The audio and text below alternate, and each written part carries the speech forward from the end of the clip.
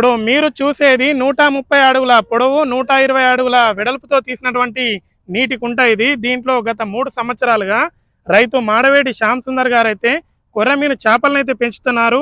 ఈయన నిజామాబాద్ జిల్లా బాల్కొండ మండలం చిట్టాపూర్ గ్రామవాసి. 30 గ్రాముల బరువు ఉన్నటువంటి దాదాపు 2000 చేప పిల్లలను అయితే వదులుతున్నాను. 9 నెలలకైతే హార్వెస్టింగ్ అయితే వస్తుంది. వచ్చినప్పుడల్లా దాదాపు 1/2 కిలో నుండి అర కిలో వరకు ఒక్కో చేప బరువు ఉంటుందని చెప్పేసి రైతు చెప్తున్నారు.